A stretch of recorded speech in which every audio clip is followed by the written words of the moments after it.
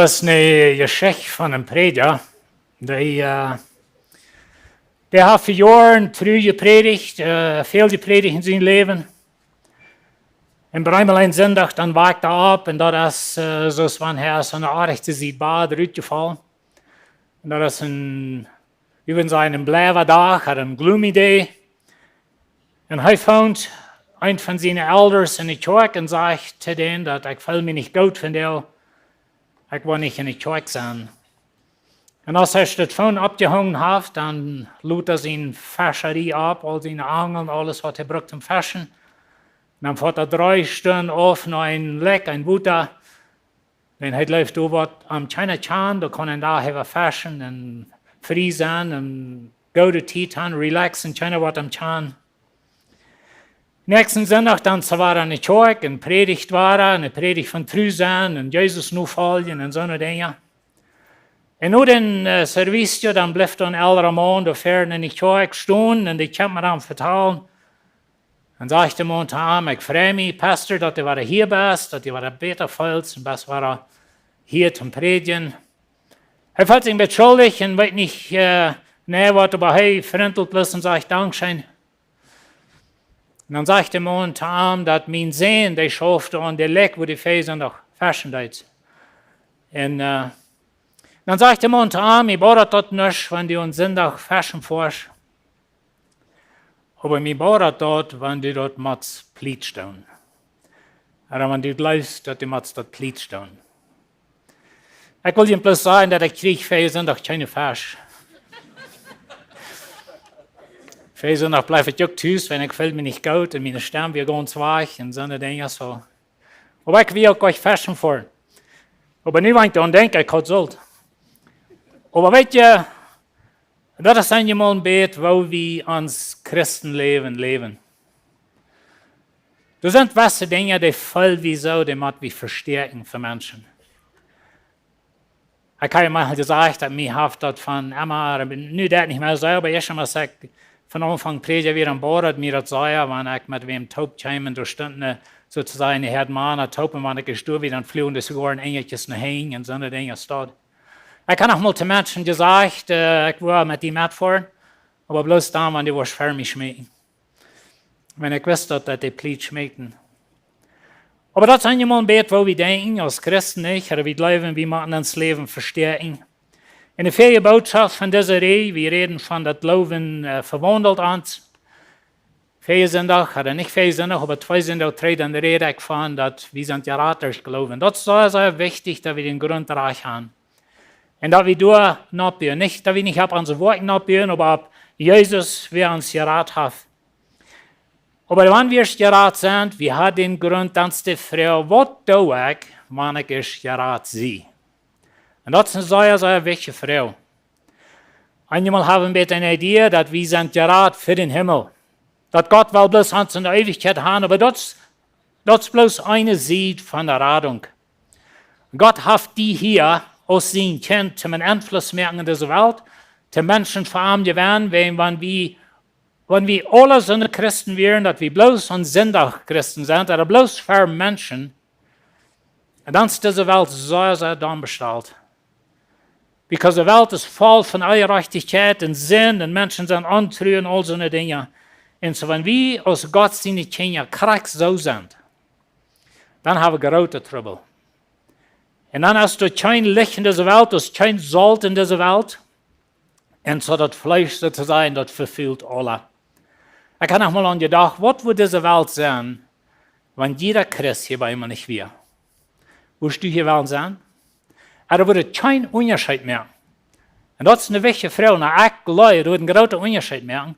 Aber wenn ich so lebe, dass es keinen Unterschied merkt für Jesus, ob ich hier sehe oder nicht, dann ist das was anderes mit mir. So von der wollen wir denken an, was passiert, wenn ich gerade sehe. Die Schrift lehrt sehr klar, viele Stellen, wir wollen nicht sehr viel oder checken, aber die Schrift lehrt auf sehr viel Stellen, das Glauben verändert dein Leben. Viele von uns, die würden kein Zeugnis geben. Von wo Glauben nicht bloß die hat sozusagen die Himmelsder aufgemerkt, aber Glauben an Jesus hat dein Leben radikal verändert. Wo du denkst, wo du lebst, wo du Dinge tust, dort hat geändert. Und so, in der Wahrheit würde es kraftvoller sein, wenn die würden Zeugnis geben, als wenn ich predigen da. Aber mein Leben ist auch verändert. Und so ist viele von denen. Dein Leben ist sehr, sehr verändert. So wie es mit Abraham. Er wird gerecht durch den Glauben, da reden wir viel, sind auch ein bisschen von der viele Botschaft, aber dort wir nicht alles von Abraham. Dann lebt er ein Leben. Und Abraham wird gleich vollkommen. Er wie ein Mensch, und er lügt, wenn seine Frühe, und er hat ein Kind mit seinen Kirchen, und verschiedene Dinge wären da. Aber Abraham, sein Leben, dort wird verändert, und er wusste dann, und er wird dort, wo er in Christus wird. Er lebt alles dort. Und so Glauben verwandelt. Und so ist es seht, wir sind nicht bloß für den Himmel gerat, wir sind für von der gerat. Euer Leben fängt von der an. Aber das euer Leben. Nicht eine Ewigkeit wie Gott, aber euer Leben. Und das ist sehr wichtig, da wir das verstehen. Einmal wollen Menschen Vergebung, aber die wollen nicht anderes. Wir wollen einen Erlöser, aber nicht ein Haar. Ich will nun Himmel, aber ich will mein Leben leben. Und so dort ist ein Weg von Recht denken in Christus. Paulus hat es sehr klar gemerkt in Römerbrief, dass wir sind durch genug gerat. Und für ungefähr 11 Kapitel redet er von dort. In Paulus in der Brief sind meist einmal so geschrieben, dass erst redet von wer wir sind in Christus, wer wir sind durch unsere Radung, und dann redet er von, nu dass du gerat bist, wo lebst du nu?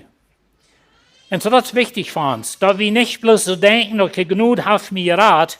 Ein Schreiber sagt, genug leid, gehorsam folgt. Gehorsam, ein Leben ist immer die Frucht von Glauben, niemals der Grund dafür. Stütze 3 hat jemand in Status und sein Phone, und dort sehe du, dass deine Worte leiden nur den Glauben. Und ich dachte so, wo arg, habe ich denken. Und dort really ist es dort erst, dann wundere ich, wie viele Worte braucht das, ein Wort von der Sorte, dass es schließlich Glauben gibt. Und so hat es immer umgedreht. Glauben lehrt nun Leben. Und so Gehorsam ist die Frucht von Erlösung, nicht der Grund für Erlösung. Und das ist sehr, sehr wichtig. Du rede ich in der ersten Botschaft von der Rat durch Gnade. So nur denn, dass Paulus hat für 11 Kapitel geredet von durch Gnade gerat, und du checkst wie viel mal nur, dass Abraham wir durch Gnade hat eine Gerechtigkeit von Gott gekriegt. Und durch Glauben sind wir gerechtfertigt für Gott. Wir sind mit Jesus gestorben, mit einem abgestundet Leben. Wir sind mit dem Heiligen Geist gefällt. All die Dinge hat Paulus geredet in Römerbrief. Und dann kommen wir nach Kapitel 12. Und dann sagt er das. In Römer 12 erscheint Brüder, ja, ich was er sagt. Wie es Gott so viel Gnade und Mitleid und Jünd bewiesen hat. Wenn Gott die hat Gnade gegeben, durch wen folgt das andere. Sehr, sehr wichtig, dass wir dort verstehen. So, ich sage, Brüder, wie es Gott, der Englische würde sagen, therefore, wenn Gott das für die getan hat, nu folgt das. So, Brüder, wie es Gott so viel Gnade und Mitleid und Jünd bewiesen hat, ermutigt Jünd, auch Jünd scharper Gott zu geben, als ein heiliges, lebendes Opfer, das Gott annehmen kann, lasst das Jünd jährliche Gottesdienst sein. Wenn Gott so viel Gnade für die hat, wenn Gott die Rat hat, wenn Gott die eine Erlösung gegeben hat, eine Gerechtigkeit, was verantwortlich ist, nu darf dein Leben haben als ein Opfer. Deine Augen, noch was die checken, deine Ohren, noch was die hören, dein Mühl, was das redet, deine Hände, was die tun, deine Feut, wo die hängen, dein Körper, dein Leben kann wir sein, wie es Gott so viel Gnade und Mitleid gewesen hat, wie es Gott dir erlöst hat, nu darf dein Körper als ein heiliges Opfer. Und so ist es wichtig, dass wir die Reihenfolge dort haben. Dass Gott hat mir geraten, aber nu wenn ich geraten sie, nu wenn ich sein Kind sie, nu lebe ich. Ich habe einmal die Eiche gebraucht als ein Beispiel, weil stellt ihr mal vor, wir haben junge Polit, eine jungen Mial, die befrieren sich, die sehen, mehr Zertifikate oder Papier, dass sie sind befreit, gesetzlich und so weiter. Dann sagt der Mann zu der Frau, weißt du was, Dankeschön für die mit mir befrieren, sie waren es in 40 Jahren. Und er jagt und lebt in einem Leben, wohnt in einem anderen Land, oder er startet, oder lebt mit dieser Frau, oder wir würden alle sein, das ist nicht neu. Bloß wenn wir ein Papier gesendet haben, oder bloß wenn wir getauft sind, oder bloß wenn wir zu der Kirche gehören, aber wie sagen zu Jesus, sei waren es in 40 Jahren? Sei waren es, wenn ich schon alt sind, sei waren es, wenn ich schon im Krankenbad sind, oder sei waren es, wenn mir das schon in Not fehlen, oder wenn ich in der Not sehe. Das ist nicht ein Verhältnis. Wie als Gott so viel Genug und bewiesen hat, wie als Gott den Bund sozusagen unterschrieben hat zwischen die und Arm, nu jeft die in das Leben an. Und euch kann bloß dann schaffen, wenn der Früh sich der Mann handjeft, wenn der Mann sich der Früh handjeft. Und dann haben wir gleiche Eier, aber wenn wir so denken, weißt du was, ich kann mich befreit, du hast das Papier gesendet, aber ich lebe in einem Leben, du sei uns 20 Jahre, 40 Jahre, was immer, wir wissen alle, dass das nicht ein Leben ist, das ist nicht ein euch. Und wir wissen alle, dass wenn euch es dort schafft, dann ist ein trüges Leben und das ist ein Jahr mal das Ding. Korrekt so ist es mit Jesus. Und so wir sind gerät für ein Leben. In Christus haben wir Vergebung, wir haben Gerechtigkeit, wir sind angenommen, Gott sind die Kinder, wir haben den Heiligen Geist gekriegt, wir sind frei von Verdammnis, wir haben ewiges Leben. Dort hast du alle in Christus. Und dann fragt Gott, dass wir uns am Hand geben für ein Leben. Ein Schreiber sagt, es steht, dass alles, was Gott von uns verlangt, ist gebüht auf den Grund, von was er uns gegeben hat. Niemals umgedreht. Gott sagt nicht, okay, wenn du mir warst für 10 Jahre Fan dein Lebenswas und du warst ein Fan Prediger sein, dann wo ich die vergeben, dann wo ich die Gerechtigkeit geben, all die Dinge. Das ist korrekt umgedreht. Gott gibt uns diese Dinge erst und dann fragt er, dass wir für ihn leben. Und so weltlicher Glauben verändert immer das Leben. Gnade motiviert Verherrlichung. Lass mich da noch einmal sagen, das ist sehr wichtig, dass ihr das recht versteht. Glauben motiviert Herrlichkeit. Einmal haben wir die Idee, ich will nicht genug predigen, wenn dort ja Menschen Freiheit im Singen, wenn wir durch genug geraten sind, dass ich keine Ursache, wo ich lebe für Jesus. Ich glaube, das ist korrekt anders. Wenn wir genug verstehen können, wir können verstehen, was Jesus uns gegeben hat, dort motiviert mich zum Verarmleben. Dort motiviert Verherrlichkeit. Durch das ganze Neue Testament haben wir Menschen, wie das Leben radikal verändert werden. In der ferien Botschaft, wo wir reden von mit Jesus am Dash, da habe ich geschickt nach Leifi. Leifi wie ein Taxkollector, und er war Jesus in Jünger. Wir checken nur das Früh, was in deinem Sinn lebt. Und so kriegt Vergebung, erleben wie geändert. Wir checken nur Zacchaeus. Er war auch ein Taxkollector, der Fürste von der Taxkollector. Hat bei Jesus sein Leben wird verändert. Wir sagen, Jesus sind die Jünger. Und ihr Leben wird verändert. Wir können eine lange Streit von uns nehmen, wie das Leben verändert wird. Und so durch die ganze Schrift, bei jenen Menschen Gott und ihr Leben wird verändert.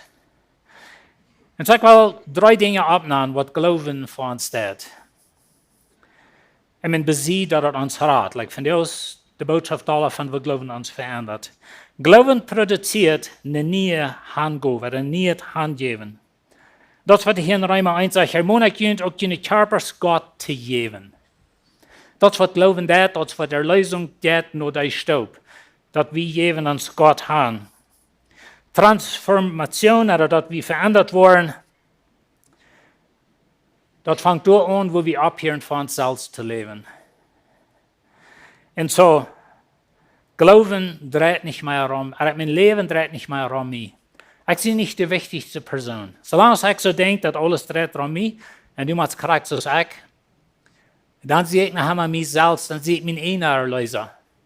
Aber wenn wir uns Jesus Hand geben, und das dreht nicht mehr um mich, das dreht nur um Jesus, das verändert Lebens. Und so Glauben an Gott und wird immer mit einem veränderten Leben. Abraham zum Beispiel, da hat mit von geredet, er wohnt in Ur und Gott sagt zu ihm, weil einmal Gott hat gesagt, aber Gott begegnet ihm und dort ändert Abraham sein Leben, Abraham hat ging. Und das ist der Punkt, was die Bibel immer wieder merkt, dass Abraham glaubt an Gott, aber dann ging er. Und dann wird er gehorsam, aber der Glauben kommt erst. Und so verleiht sein Land, ging in ein anderes Land, wo er nicht wusste, wo der Hand ging, oder was der wird passieren. Aber sein Leben, die hat nicht mehr arm. Das gehört nur Gott.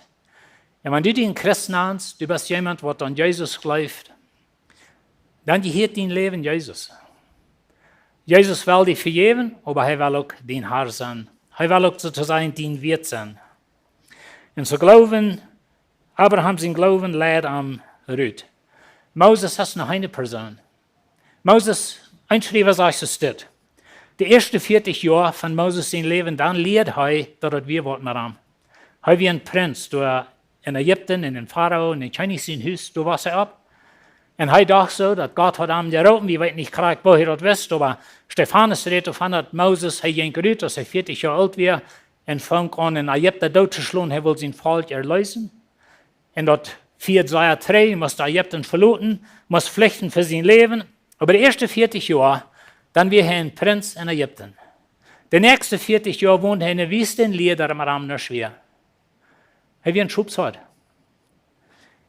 In den 43 Jahren lehrt Moses, was passiert, wenn ein Mensch, mit wem er nicht ist, wenn er sich Gott handhabt, und er ist Gott gehorsam, was kann Gott mit dem Menschen tun? Und so der Schrift sagt von Moses, dass er wie kein anderer Mensch, mit wem Gott so redet, von Ungesicht zu Ungesicht, was er mit Moses tut. So in 41 Jahren bist du. Vielleicht denkst du von dir aus, dass mit dir ist es all was, und du bist auch ein Prinz sozusagen. Oder du bist von dir an die 40 Jahre, wo du weißt, dass mit dir ist es nicht. Und du darfst nicht, wenn das ist nicht mit mir, und ich kann nicht, und ich habe keine Gaben. Aber wir sind in die 40 Jahre, wo wir haben ans Leben Jesus hingegeben. Und Jesus steht Dinge durch uns, was unleiflich sind, was wir niemals selbst können tun, weißt du, wo wir sind? Wenn Gott schafft, durch mich. Und das war Moses für. Und so Moses sein Leben wir sehr verändert. Ein Schreiber sagt, es steht, das größte Hindernis von unserem Verändernis im Leben ist nicht unsere Schwachheit, das ist Eiendom. Das größte Verhindernis für deine Transformation, das ist nicht, wenn du schwach bist, oder nicht gelehrt hast, oder von einer kruse Familie kommst. Dat is dein Eiendom. Ik zie zelfs weer. Ik geef me niet aan. Ik word in een minwacht en al die soort dingen. Maar dat is ons Eiendom. De tweede ding wat we vinden, dat geloven merkt, dat denken niet. In Römer 12, vers 2. En stelt je niet zo aan als deze Welt heeft. Je zal durch je nieuwe Gesinnung verändert worden, dat je weten kan wat God zijn wil, wat goed, angenehm en volkomen is. So nu dat wir in Christus sind und wir sind gerannt durch Gnade, wir haben die Gerechtigkeit von Gott. Nu sagt nu soll wir die neue Gesinnung. Na, ich will hier zwei Dinge sagen von uns denken. Wir haben viel, Englisch nennen wir das Self-Help Books, oder like Selbsthelpen Bücher. Du kannst irgendwo in Bücherstunden hingehen oder in Amazon oder wo immer die Bücher kaufst und du sind hunderte Bücher von deinem Leben verbessern. Aber hier ist das Ding. Dort gibt es zwei Sorten von uns Denken ändern. Eine Sorte, das kann bloß Gott tun. Die andere Sorte, kannst du selbst tun. Oder du bist du selbst mit verwickelt. Das Denken verändern von die will nur folgen, von dem Finsternis sein, von dem Düsteren sein, von dem Leben, von Sinnleben, von Sünden und Drogen und Sex und all die Dinge. Von da ändern nur Gott, ohne Jesus nur folgen, dort kommt bloß Gott in die tun. Und das ist wichtig, wenn je für wen beten, was vielleicht so deep in Sinn lebt, dann fragt Gott, dass heute den Mensch was das Denken ändern. Der andere soll denken, dass wenn ich mich leer und denk umdenken, oder ich leer mich positiver denken über Wort oder diese Art Dinge. So, das sind die zwei Seiten von uns Mind. Alle Handbeke haben von the war in your mind und so eine Dinge. Und einmal, weil wir selbst dort tun, was bloß Gott kann. Lass mich mal fragen. Some von jünt. Wenn jünt ein Leben trägt, und dort wir ein Leben vielleicht von Süppen und Drogen und Hurerie und weiß nicht was alles, was hat die geändert? Das finde ich ganz anders denkst. Was wird es? Dort wir Gott in die. Na, nu, was wir Jesus kennen, nu ist es wichtig, dass wir uns lernen, reich zu denken. Aber wenn wir mal an Petrus denken. Petrus war groß bei sich selbst und er hat es recht taub und er versucht, Jesus fair zu sein und zu Gott lässt verluchen Jesus.